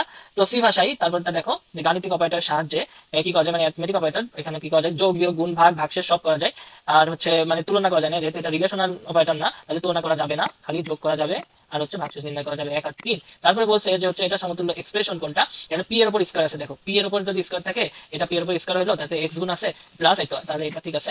তারপরে দেখো এটা হচ্ছে 2 এর উপর, এটা কি করলে কিন্তু 2 এর উপর পি চলে আসে, 2 এর উপর পি তো নাই আমাদের, 2 টু দি পাওয়ার পি তো না, তাহলে আমার এটা কিন্তু কাটা, তাহলে হচ্ছে পরেরটা দেখি, এটা হচ্ছে পি স্কয়ার মানে পি ইন্টু পি, তার সাথে হচ্ছে এক্স গুণ, ঠিক আছে, তারপর এটা প্লাস, তাহলে এইটাও আমার অ্যান্সার, তাহলে আমার এই দুইটা হলো আমার অ্যান্সার, ঠিক আছে। তারপর বলছে যে হচ্ছে এত অপারেটরকে কি বলা হয়, এটা হচ্ছে আমার ইউনারি অপারেটর, বুঝছো, এটা হচ্ছে আমার ইউনারি অপারেটর, প্লাস প্লাস আছে একটা ভ্যারিয়েবলের উপরে। আচ্ছা, তারপরে দেখো এটা হচ্ছে ইউনারি ইনক্রিমেন্টাল অপারেটর, ইনক্রিমেন্ট যেহেতু হচ্ছে প্লাস প্লাস করছি মানে হচ্ছে বাড়াচ্ছি, বৃদ্ধি করছি, বৃদ্ধি করলে আমার ইনক্রিমেন্টাল অপারেটর হবে বা ইনক্রিমেন্ট অপারেটর। তাহলে এখানে হচ্ছে প্লাস প্লাস কিন্তু দেখো আই এর আগে আছে, ভ্যারিয়েবলের আগে আছে, তাহলে হচ্ছে এটা কি হবে, এটা হবে আমার প্রিফিক্স অপারেটর হবে। আর ডিক্রিমেন্ট অপারেটর হয়তো কখন, যদি হচ্ছে এখানে মাইনাস মাইনাস থাকতো, তাহলে আমার 1 আর 3 হচ্ছে আমার অ্যান্সার। আচ্ছা, তারপরে দেখো এখানে হচ্ছে a = 2 দেয়া, b = কত দেয়া, b = plus plus a। So এখানে দেখো, আর এখানে প্রিন্ট করে দিয়েছে b। সো এখানে দেখো আমার ইনক্রিমেন্টাল অপারেটর আছে, ইউনারি ইনক্রিমেন্টাল অপারেটর, এটা কি করছি আমি হচ্ছে এর মান তো 2 দিয়া, এর মান 2 দিয়া, আর এটা এখানে দেখো আমার হচ্ছে প্রিফিক্স নোটেশনে আছে, মানে আগে আছে, এর আগে আছে মানে প্রিফিক্স। তো এর আগে থাকলে কি করব, আগে এর মানটা বাড়াই নেব, আগে আছে মানে আগে বাড়াই দেব, আগে আছে মানে আগে বাড়াই, এর মানটা যদি আমি 1 বাড়াই তাহলে আমার কত হচ্ছে, তাহলে আমার হচ্ছে a = 3 হচ্ছে, আমার a = 3 হয়ে যায়, আমার এই বাড়ানোর পরে আমি এটা এর মধ্যে অ্যাসাইন করে দেবো, তাহলে আমার যে প্রিন্ট করলে আমার এটা চলে আসবে, আমার আসবে কত, 3 আসবে। আর যদি b = এখানে যদি আমার থাকতো হচ্ছে a++, তাহলে কত হইতো বলতো, তাহলে আমার হয়তো যে হচ্ছে আমার এ এর মান তো টু টু ছিল, তাই না? তাহলে টুটাই আগে আমার অ্যাসাইন হয়ে যেত এর মধ্যে, তাহলে বি এর মধ্যে আমি কত পাইতাম, টু পাইতাম।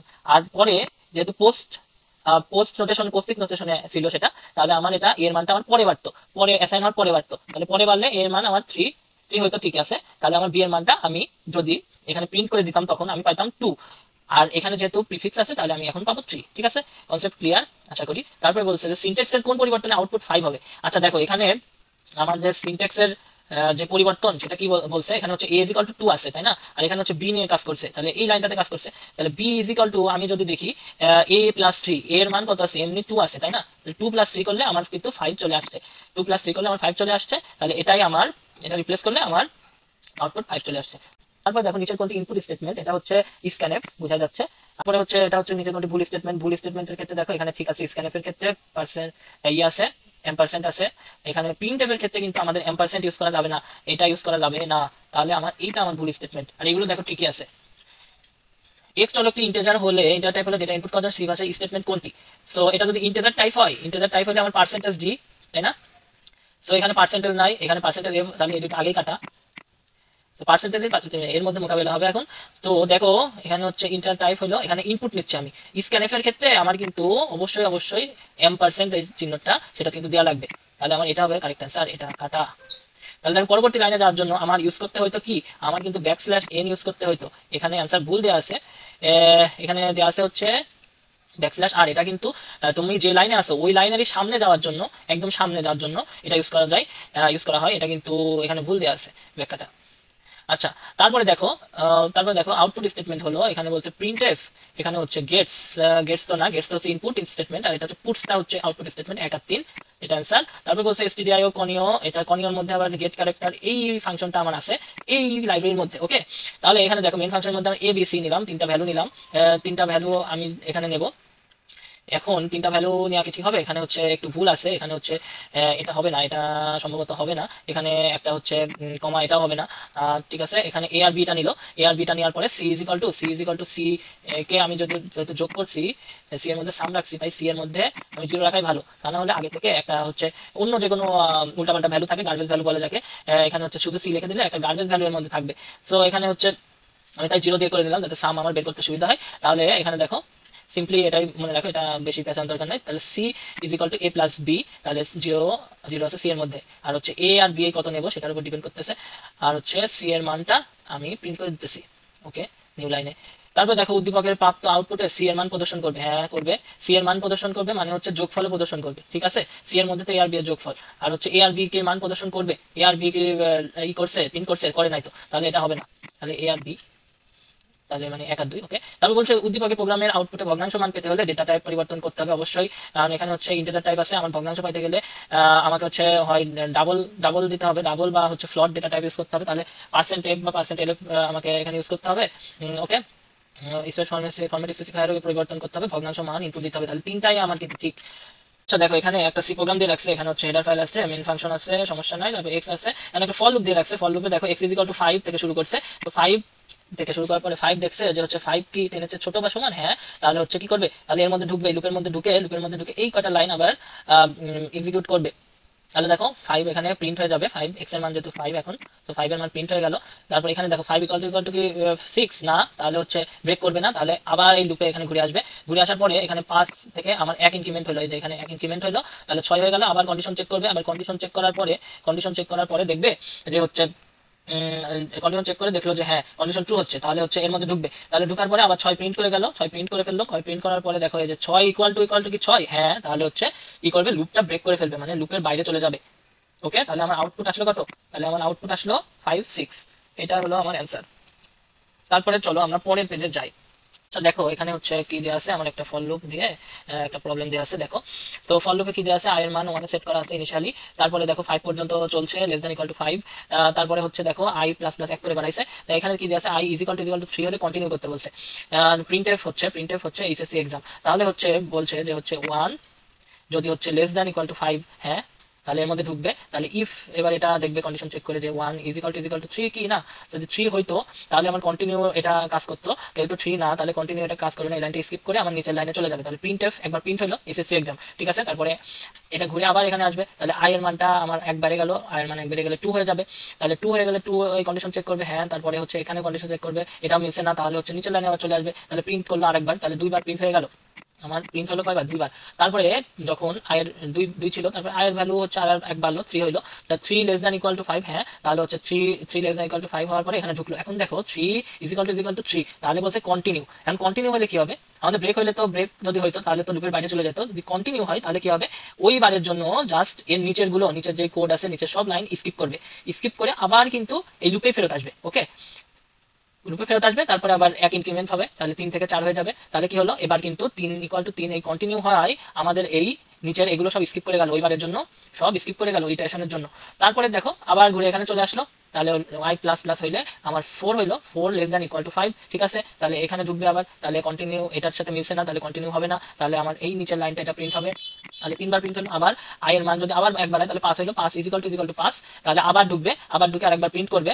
তারপরে দেখো আমার 5-এর পরে আমার হচ্ছে 6 হইলো, আই একবারে আমার 6 হইলো। তাহলে 6 কি লেস দ্যান ইকুয়াল টু 5, না, এটা হচ্ছে গ্রেটার দ্যান হবে, গ্রেটার দ্যান 5। তাহলে হচ্ছে এর মধ্যে আর ঢুকবে না, এই লুপের মধ্যে বের হয়ে যাবে, তাহলে হচ্ছে লুপটা ব্রেক হয়ে যাবে। তাহলে আমার মোট পাইলাম কত, আমার হচ্ছে 4বার পাইলাম, আমার হচ্ছে এসএসসি এক্সাম প্রদর্শিত হবে। তাহলে এটা আমার কারেক্ট অ্যান্সার। পরে দেখো আমার এখানে আরেকটা সেম জিনিস দিয়ে রাখছে, সেম জিনিস টাইপের। এখানে হচ্ছে 5, এখানে হচ্ছে 14, এখানে হচ্ছে x প্লাস 3, আগের মতোই। এটা করলে আশা করি এটা বুঝতে হবে, খালি এখানে একটু 3 করে বাড়াইছে আর কি। এখানে 5 থেকে শুরু, এখানে হচ্ছে 5 থেকে শুরু, 5-এর পরে ইনিশিয়ালাইজ করার পরে এখানে কন্ডিশনটা চেক করবে, কন্ডিশন চেক করলো, এখন ট্রু হইলো, তাহলে ভিতরে ঢুকলো।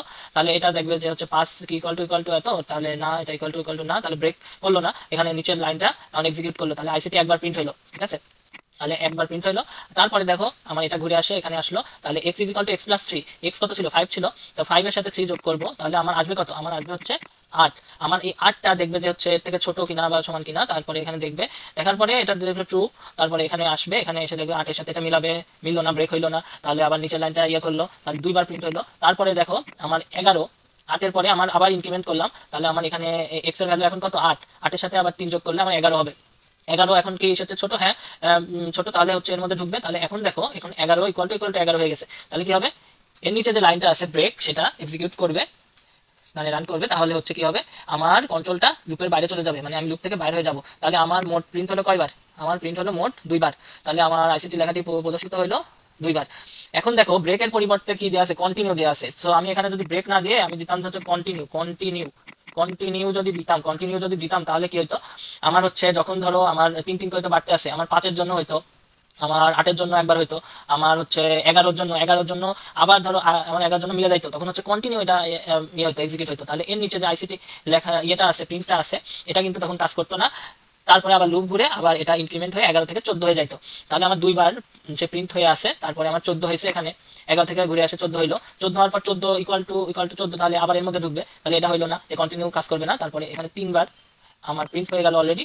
তারপরে আমি এখানে যেহেতু 14 ছিল প্রিন্ট করলাম, তারপর আবার যদি ঘুরে আসি তাহলে আমার কত দাঁড়ায়, 14, x is equal two 14 plus 3, তাহলে আমার দাঁড়ায় তো কত, 17। তাহলে 17 কিন্তু লেস দ্যান এত 14 না, এটা হচ্ছে গ্রেটার দ্যান 14। তাহলে আমার কন্ডিশন মিট না করায় আমি হচ্ছে এখান থেকে ব্রেক করে যাব, আমার বের হয়ে যাব, ঠিক আছে। তাহলে আমার মোট ইয়ে হলো কতবার, আমার যদি কন্টিনিউ ইউজ করতাম তাহলে আমার মোট ইয়ে হলো 3বার, আমি 3বার প্রদর্শিত করতে পারতাম আইসিটি, ঠিক আছে। তারপর দেখো লুপ স্টেটমেন্টের ক্ষেত্রে প্রোগ্রামে কোনো স্টেটমেন্ট বারবার নির্বাহের জন্য নিচের কোনটি ব্যবহৃত হয়, কোনো স্টেটমেন্ট এই যে বারবার নির্বাহের জন্য, এখানে দেখো এই যে এই স্টেটমেন্টটা আমার বারবার নির্বাহ করা লাগতেছে, এই লুপের মধ্যে দিয়ে দিচ্ছে, তাহলে হয়ে যাচ্ছে তাহলে লুপ। তারপর দেখো এখানে যে ফাংশন দেওয়া আছে, এখানে 1 থেকে 10 পর্যন্ত, আর i এর মান হচ্ছে 2 করে বাড়তেছে। এখানে i প্লাস ইকুয়াল টু মানে কি বোঝাচ্ছে, i equal to i plus 2, এটা বোঝাচ্ছে i ইকুয়াল i প্লাস 2। এটাকে আমরা লিখতে পারি এইভাবে, i প্লাস ইকুয়াল 2, এটা কিন্তু সেম কথা। তো দেখো এখন যদি আমরা এটা করি তাহলে 1, 2 করে বাড়তেছে, 3 হবে, তাহলে 3 হলে এর মধ্যে ঢুকবে, প্রিন্ট হবে, ওকে। তাহলে 1-এর জন্য একবার হইলো, তারপরে 3 হয়ে আবার একবার হইলো, 2বার, 1 3 হইলো, তারপর আবার 2 বাড়লো, 5 হবে, তারপর আবার 5-এর জন্য এর মধ্যে ঢুকবে, একবার প্রিন্ট হলো 5, তারপরে আবার এখান থেকে 5 থেকে আবার এখানে 2 বাড়লো, 7 এখান কন্ডিশন মিট করলো, এখানে ঢুকলো আবার 7 হলো। এবার 9-এর ক্ষেত্রে দেখো, 9-এর ক্ষেত্রে কিন্তু 9 লেস দ্যান ইকুয়াল 10, তো 9 এটার ক্ষেত্রে ট্রু, তাহলে এর মধ্যে ঢুকবে, প্রিন্ট করবে, তাহলে 9 এর ভ্যালুটা প্রিন্ট হয়ে যাবে। তারপরে আবার যখন এই লুপ এটা ঘুরে লুপের এখানে আসবে তখন দেখো তাহলে 9 এর সাথে 2 যোগ করলে কত 11, তাহলে 11 কিন্তু এটা 10 এর ছোটও না আবার 10 এর সমানও না, তাহলে কি হবে, তাহলে হচ্ছে এই লুপ থেকে বের হয়ে যাবে। তাহলে হচ্ছে আমার কত পর্যন্ত পাইলাম, আমি 9 পর্যন্ত পাইলাম, তাহলে 1 থেকে 9 পর্যন্ত আমি প্রিন্ট করতে পারলাম। এই যে 1 থেকে 9 পর্যন্ত 1 5 1 3 5 7 9, যেহেতু 2 করে বার্তা ছিল। তারপর সি প্রোগ্রামে লুপ স্টেটমেন্ট কোনটা কোনটা, ফর, হোয়াইল, ডু হোয়াইল, তিনটাই তো। তারপর বলতেছে যে হচ্ছে এখানে একটা ফাংশন দেওয়া আছে, এখানে বলতেছে যে হচ্ছে প্রোগ্রামটির আউটপুট কত, এখানে হচ্ছে যোগফল বের করা লাগবে। ওকে, যোগফল বের করা লাগলে আমি কি করব, এখানে হচ্ছে প্রথমে s ইজ ইকুয়াল টু 0 ধরে নিয়েছে, s মানে s ধরে নিয়েছে সাম আর কি, সামের জন্য একটা ভ্যারিয়েবল। তারপর এখানে দেখো 1 থেকে শুরু হয়েছে 6 পর্যন্ত চলবে, 1 করে বাড়বে। সো এখানে 1 এর জন্য দেখো 1 লেস দ্যান ইকুয়াল টু 6, তাহলে 1 এর জন্য কিন্তু এটা এর মধ্যে ঢুকবে, তাহলে এস এস কত হবে, এস হচ্ছে আমার 1 এর জন্য হবে হচ্ছে i এর মান 1 আছে, s এর মান 0 আছে, তাহলে 0 প্লাস 1, তাহলে আমার আসবে 1। সো এটা এস ফার্স্টে যখন 1 এর জন্য করলাম, s ইকুয়াল টু 1 পাইলাম, এটা ভালো করে লিখি আমি একটু। দেখো আমি ফার্স্ট বার পাইলাম i ইজ ইকুয়াল টু, যখন আমার 1 ছিল আমি s পাইলাম কত 1 পাইলাম, 0 প্লাস 1, i এর মান 1 আছে, তারপরে 1 বৃদ্ধি করলাম i এর মান, তাহলে i এর মান কত হলো, i এর মান হলো 2, তাহলে s এর মান কত হবে আমার s প্লাস i, তাহলে s প্লাস i করলে কত আসতেছে, s ছিল কত আগের ইটারেশনে বা আগের বারে ছিল হচ্ছে 1, এটা হচ্ছে 2, এটা হচ্ছে 3 হলো। তারপরে i ইজ ইকুয়াল টু যখন আমার হচ্ছে 3 হবে, i ইজ ইকুয়াল টু 1 করে তো বাড়তেছে, তাহলে 3 হবে। 3 হওয়ার পরে আমার হচ্ছে s কত হবে, s is equal two s plus i, তাহলে হচ্ছে 3 প্লাস 3 এই 3 আর এই যে এই 3, তাহলে হচ্ছে 6। তারপর i এর মান যখন 4 হবে, 4 হলে s আমার কত হবে, s আমার হবে হচ্ছে এই যে 6 পাইলাম আগের ইটারেশনে, এটা প্লাস এটা হচ্ছে 4, তাহলে আমার আসবে কত 10। তারপরে দেখো i এর মান যখন আমি পাবো হচ্ছে 5, তখন আমি s এর মান কত পাবো, তখন আমি s এর মান পাবো হচ্ছে, এখানে s এর মান 10 আছে, 10 প্লাস 5, তাহলে আসবে হচ্ছে কত 15। তারপরে দেখো এখানে হচ্ছে i এর মান আছে 6, i এর মান আছে 6, তাহলে আমার s এর মান কত হবে, এই যে আগেরটা s প্লাস i, তাহলে i এর মান পাইলাম কত 25, 15 প্লাস 6 21, তাহলে আমার যেই সামটা পাইলাম লাস্ট বারে, এটা হচ্ছে i 6 পর্যন্ত চলবে বলছিলাম। এখন যদি 7 হয়, এক বৃদ্ধি পেয়ে যদি 7 হয়, তাহলে আমার তো 7 লেস দ্যান ইকুয়াল টু 6 না, তাহলে আমার লুপ থেকে এটা বের হয়ে যাবে কন্ট্রোলটা, তাহলে আমি প্রিন্ট করতে পারবো কত, এই লুপের শেষে দেখো লুপ থেকে বের হয়ে আমি যে স্টার মান পাইলাম দেখো সেটা আমি প্রিন্ট করে দেবো, তাহলে আমি পাচ্ছি কত 21। তারপর দেখো i এর মানে কি পরিবর্তন করলে আউটপুট 12 হবে। এখন দেখো আমি হচ্ছে যোগফল কমাইতে চাচ্ছি, এখন হচ্ছে আমি ইটারেশন যত বাড়াবো আমার যোগফল তত বাড়তে আছে, বুঝছো। তো ইটারেশন বা আমি যত বার সংখ্যা কমাবো বুঝছো, যত কম বার নেওয়া যায়, তো কি করবো এর জন্য i প্লাস 2 করে দেখা যায় যে হয় কিনা, আমি এই দুটা টেস্ট করতে পারি। তো এখানে আমার অ্যান্সার আছে ঘ নাম্বার, তো আমি এটা টেস্ট করে দেখাচ্ছি যে হচ্ছে কেমনে হচ্ছে।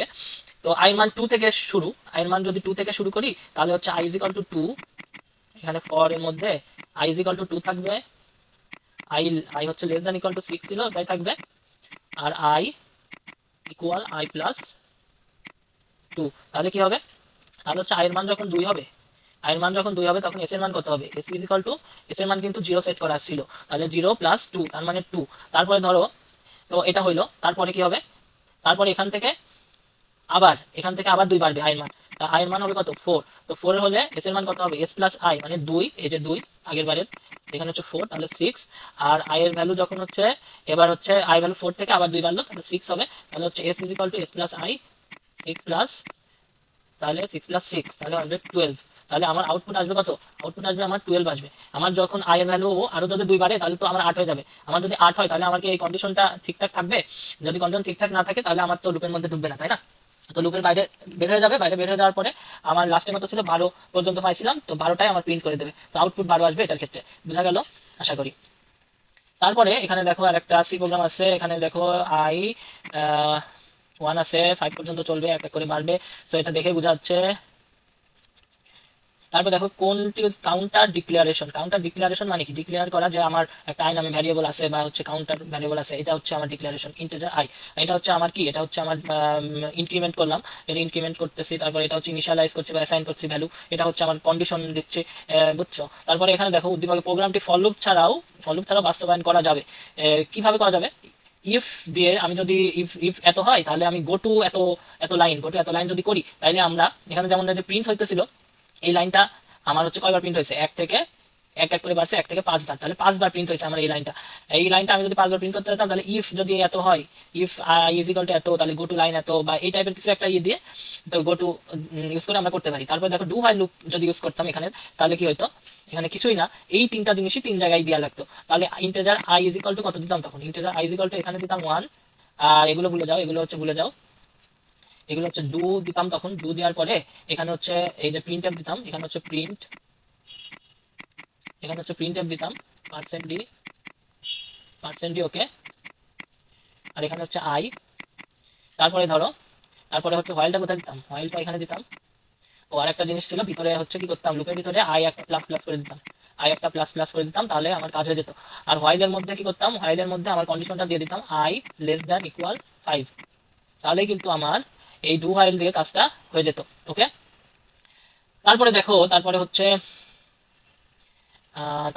উদ্দীপকের প্রোগ্রামটি ফর লুপ ছাড়াও, তাহলে হচ্ছে ইফ এলস দিয়ে কিন্তু করা যাবে না, ইফ এলস দিয়ে বারবার এক্সিকিউট করা কষ্ট হয়ে যাবে। তো এইটা হলো অ্যান্সার 2 আর 3। তারপরে দেখো এখানে আমাদের একটা সি প্রোগ্রাম দেওয়া আছে হচ্ছে সাম বের করার। এখানে হচ্ছে 1 থেকে শুরু হয়েছে, 8 পর্যন্ত চলছে, এক এক করে বাড়ছে, মানে 1 থেকে 8 পর্যন্ত চলবে এটা। ওকে, আর হচ্ছে 1 থেকে 8 পর্যন্ত চলার পরে প্রতিবার এই আইটা যোগ করে দিছি, তার মানে প্রতিবার এই সংখ্যাটা যোগ করে দিছি, তাহলে 0 থেকে 8 পর্যন্ত সংখ্যাগুলোর আমি 1 থেকে 8 পর্যন্ত সংখ্যাগুলোর যোগফল আমি বের করে ফেলছি। তাহলে আমি জানি যে 1 থেকে 8 পর্যন্ত যদি সংখ্যাগুলো যে কোনো স্বাভাবিক সংখ্যাটির যোগফল কি করে, আমাদের একটা সূত্র ছিল যে হচ্ছে n × n + 1/2। আমি আর ইটারেশনে গেলাম না, ইটারেশন আশা করি পারবা তোমরা, অনেক ইটারেশন দেখানো হয়েছে। তো এখানে দেখো n এর ভ্যালু কত, 8 পর্যন্ত চলছে, আর এখানে হচ্ছে 8 + 1 মানে হচ্ছে 8 × 9/2, তাহলে 2 আর 4 কাটা 4, 2 আর 8 কাটা 4 হলো, আর হচ্ছে 4 9 36, তাহলে আমার অ্যান্সার আসবে কত, 36। ওকে, এখানে দেখো আমাদের হচ্ছে যোগফল, এখানে দেখো যত ইটারেশন বাড়তেছে এখানে হচ্ছে আইটা কিন্তু আবার যোগ হচ্ছে, আই যোগ হতেই আছে। তো দেখো বারবার আইটা যোগ হয়ে কিন্তু সামটা বের হচ্ছে, তো কিন্তু আমার বড় সংখ্যা হয়ে যাচ্ছে আরো, যত ইটারেশন বাড়ছে বা যতবার করা হচ্ছে। তো আমার ছোট সংখ্যা, এর 36 ছোট সংখ্যা বানাইতে গেলে কি করতে হবে, আমার হচ্ছে প্রতিবার গেলে হবে না, আমার হচ্ছে আইটাকে একটু লাফায় লাফায় যাইতে হবে। আমি 2 করে বাড়াবো, সেক্ষেত্রে 2 করে যদি বাড়াই তাহলে আমার ইটারেশন কম লাগলে আমার হচ্ছে যোগফলটাও অটোমেটিকলি কমে যাবে। তাহলে আমি এই দুইটা চেক করে দেখবো। তো চেক করে দেখার ক্ষেত্রে দেখো এখানে 2 করে বাড়াচ্ছি, আমি এটা দেখি, ঘ নাম্বারে আমাদের অ্যান্সার এখানে হচ্ছে 2। সো 2 থেকে আমি এখানে হচ্ছে যদি 2 করতাম, এখানে আয়ের মান 2, এখানে হচ্ছে 2 করে বাড়াইছি। তো 2 করে বাড়াইলে এখানে হচ্ছে দেখো প্রতিটা কিন্তু সাম কিন্তু প্রথমে 0 ছিল, সামের সাথে এই 2 যোগ হলো, তারপরে দেখো আই হচ্ছে আবার 4 হয়ে গেল, এই 4টা ঘুরে আসে আবার এই 2 ছিল এখানে সামটা, তারপরে এর সাথে আবার যুক্ত হলো, তাহলে 2 4 6 8 এমনই কিন্তু যুক্ত হবে, এমন যোগ হয়ে তারপরে কি হবে, 8 পর্যন্ত চলবে, তাহলে হচ্ছে 20 আমরা পেয়ে যাব। ঠিক আছে, তো এটা তোমরা আশা করি বুঝতে পারছো, তো ভাগে দেখালাম না। এটা দেখো এখানে হচ্ছে হেডার ফাইল দেওয়া আছে, তারপরে দেওয়া আছে এটা স্ক্যানএফ, এখানে হচ্ছে s = 0 দেওয়া আছে।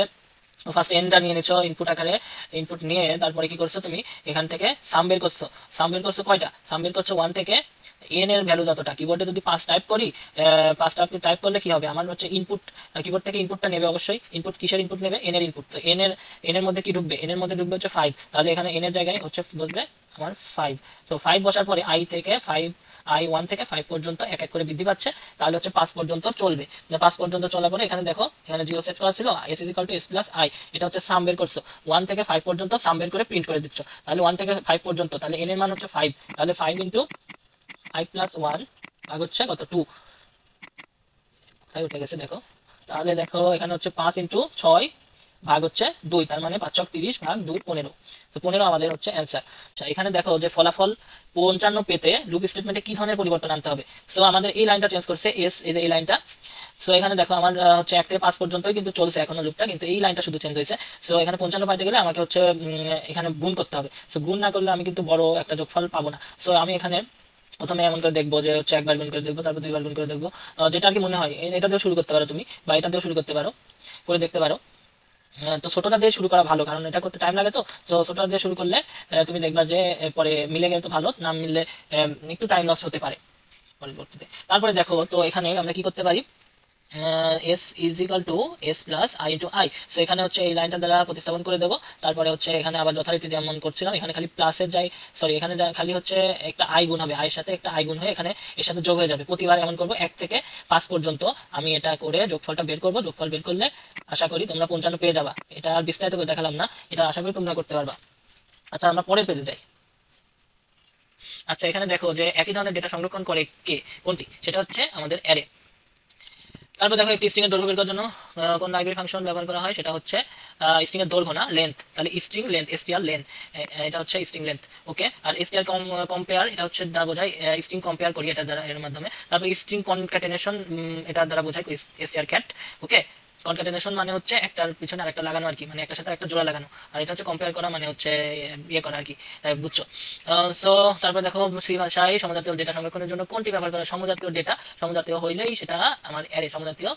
আর মাল্টিপল ডেটা। ওকে, তারপর বলছে সমপ্রকৃতির ডেটা সময়, এটাও অ্যারে। অ্যারে হচ্ছে একই ধরনের ডেটা সমষ্টি, আর ঠিক আছে, এটা আর কিছু ভ্যারিয়েবল সেট। হ্যাঁ, পয়েন্ট ওয়ানের সমাবেশ, এটা আবার কি না, এটা হচ্ছে 1 আর 2।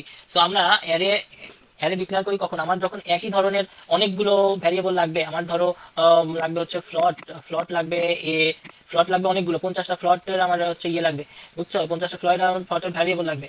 হুম, সো আমরা কি করতে পারি? আমরা ফ্লটের একটা অ্যারে নিতে পারি। অ্যারে নিতে পারি, সেটা হচ্ছে আমার ধরো জিপিএ, জিপিএ একটা অ্যারে লাগবে আমার 50 জনের বের করতে হবে। আমি 50 সাইজ দিয়ে দিলাম 50। ওকে, এটা হচ্ছে অ্যারেটা ডিক্লেয়ার করলাম। তারপরে দেখো এখানে আমি এগুলো কিভাবে অ্যাক্সেস করতে পারি। অ্যারের নামটা লিখবো, অ্যারে ইন্ডেক্স তোমরা জানো যে 0 থেকে শুরু হয়। সো এটা লিখে আমি কিন্তু এটা অ্যাক্সেস করতে পারবো। কোথায় যদি অ্যাক্সেস করতে চাই তাহলে এটা লিখে আমি অ্যাক্সেস করতে পারবো। তারপরে জিপিএ 1 দিলে 1 নম্বর ইন্ডেক্সে যে হচ্ছে ভ্যালুটা আছে সেটা আমি ইয়ে করতে পারবো, বুঝছো? সেটা আমি অ্যাক্সেস করতে পারবো। সেখানে যে ইয়েটা দিতে হবে না, যাই হোক, কোড লিখছি না আমি, কোডে অন্যভাবে লিখতে হবে আর কি। যাই হোক, এখানে দেখো যে ক্যারেক্টার নেম, এখানে দেখো যে ক্যারেক্টার নেম ইয়ে আছে, আর হচ্ছে এখানে একটু ভুল আছে। এখানে হচ্ছে এখানে ছোট হাতের এস হবে, আর এখানে কমাটা হবে না। সো এখানে দেখো আমি কি করতেছি, একটা ক্যারেক্টার টাইপের একটা হচ্ছে অ্যারে নিতেছি, নাম হচ্ছে নেম। সো আমি হচ্ছে 3টা অক্ষর ইনপুটের জন্য কি করব? 3টা অক্ষর ইনপুটের জন্য আমাকে অবশ্যই 4 দিতে হবে, একটা বেশি দিতে হবে। কারণ কি? কারণ আমার হচ্ছে যখনই আমার কোনো স্ট্রিং কোনো অ্যারে থাকবে, sorry, তখনই আমার হচ্ছে নাল একটা টার্মিনেটর থাকতে হবে, তখনই আমার একটা নাল টার্মিনেটর থাকতে হবে। আমার যদি কোনো স্ট্রিং থাকে, স্ট্রিং এর শেষে আমার হচ্ছে অবশ্যই একটা নাল টার্মিনেটর থাকতে হবে, যেটা দ্বারা বোঝাচ্ছে যে স্ট্রিং এর শেষ ওটা। ওকে, তাহলে হচ্ছে যদি আমার 4 নেই সাইজ, আমি এখানে যদি 4 দেই, তাহলে আমি কি করতে পারবো? আমার লাস্টেরটা তো আমার নাল পয়েন্টার বোঝাচ্ছে, আর হচ্ছে ফার্স্টের 3টা আমার 3টা লেটার বা অক্ষর সেটা ইনপুট নেবে। ওকে, তারপর উদ্দীপকের সিনট্যাক্স ব্যবহার করলে, এই সিনট্যাক্স ব্যবহার করলে এখানে দেখো খালি ক্যারেক্টার 3টা হচ্ছে ইয়ে নিতেছে, অক্ষর ইনপুট নিতেছে। তো এখানে হচ্ছে অক্ষরগুলো কি থাকবে? একত্রে থাকবে, ঠিক আছে? একত্রে থাকলো, ইনপুট নেওয়া হলো, নেওয়ার পরে থাকলো। তারপরে এখানে মোট অক্ষর সংখ্যা কি জানা যাবে? মোট অক্ষর সংখ্যা তো জানা যাবে না, কারণ আমি এখানে তো প্রিন্ট করি নাই, তাই না? তাহলে এখানে এটা হবে না। 2 নম্বর, অক্ষরগুলো একবার ইনপুট নেবে, হ্যাঁ একবারই তো ইনপুট নিচ্ছে। তারপরে এখানে 1 আর 3 হবে, তাহলে আমার খ নম্বর অ্যান্সার। সি ভাষার লাইব্রেরি ফাংশন কোনটি? প্রিন্টএফ। কোনটি সি ভাষার ফাংশন? Printf function. তারপরে দেখো এখানে হচ্ছে কি বলছে, এখানে হচ্ছে পাও যে ফাংশনের হেডার ফাইল, এটা কোনটা? এটা হচ্ছে ম্যাথমেটিক্যাল জিনিসপাতি, এটা হচ্ছে ম্যাথ হেডার ফাইলের এসে থাকবে ম্যাথ.h। তারপরে প্রিন্টএফ ফাংশনের হেডার ফাইল কোনটা? অবশ্যই স্ট্যান্ডার্ড ইনপুট আউটপুট, যেহেতু আমি এটা আউটপুট এনেছি। ওকে, তারপর স্ট্রিং আউটপুট পাওয়ার জন্য কোনটি ব্যবহৃত হয়? আউটপুট পাওয়ার জন্য আমার ব্যবহৃত হয় হচ্ছে পুটস, স্ট্রিং আউটপুট পাওয়ার জন্য। আর এখানে দেখো এখানে সি ভাষায় লাইব্রেরি ফাংশন হচ্ছে কোনটা? প্রিন্টএফ, স্ক্যানএফ, অ্যাড না, অ্যাড নামে কোনো ইয়ে নাই। তো 1 আর 2 এই ভাষায় ব্যবহৃত কোনগুলো লাইব্রেরি ফাংশন? লাইব্রেরি ফাংশন হচ্ছে এখানে 3টাই লাইব্রেরি ফাংশন। প্রিন্ট গেটস ও লাইব্রেরি ফাংশন। গেটস হচ্ছে ইয়ে নেওয়ার জন্য, ইনপুট নেওয়ার জন্য। ওকে, স্ট্রিং ইনপুট নেওয়ার জন্য। তো এখানে দেখো এখানে হচ্ছে এন নিলাম, এখানে এন এর ভ্যালুটা আমি ইয়ে নিলাম, ইনপুট নিলাম। আর হচ্ছে এন এর যে অ্যাবসলিউট ভ্যালুটা, মানে হচ্ছে পরম মান, মানে ধরো এখানে হচ্ছে এন এর ভ্যালু হচ্ছে আমি -3 নিছি বা -30 নিছি, বুঝছো? তাহলে আমার আসবে কত? আমার হচ্ছে এটাকে যদি আমি পরম মান বের করি, তাহলে আমার আসবে হচ্ছে, কত? আমার আসবে 30। আর এখানে দেখো গেট ক্যারেক্টার দিয়ে রাখছে, উদ্দীপক উল্লিখিত প্রোগ্রামে হেডার ফাইল কোনটি? তো হেডার ফাইল এই করতে এখানে যদি গেট ক্যারেক্টার আছে, এটা হচ্ছে এই হেডার ফাইলের আন্ডারে আছে। আর হচ্ছে অ্যাপস, এটা আছে হচ্ছে আমার স্ট্যান্ডার্ড ইনপুট আউটপুট। আর ম্যাথ কি লাগবে? আমার ম্যাথ তো লাগবে না, ম্যাথের কিছু নাই এখানে, ম্যাথের কিছু নাই। তাহলে আমার হচ্ছে 1 আর 2। আচ্ছা, উদ্দীপক ব্যবহৃত n -5 হলে, n যদি -5 হয়, তো বলছিলাম যে এখানে হচ্ছে -30 জায়গায় -5 দাও, তাহলে আমার আসবে কত? 5। তাহলে হচ্ছে 5 আসবে। এই অ্যাবসলিউট মানটা আমি প্রিন্ট করে দিই যদি, তাহলে আমার 5 আসবে। ওকে, তাহলে এই পর্যন্তই অনেক এমসিকিউ সলভ করা হলো। আশা করি তোমরা খুব সুন্দরভাবে এগুলো বুঝতে পারছো। ওকে, তো এটুকুই। থ্যাংক ইউ, আল্লাহ হাফেজ।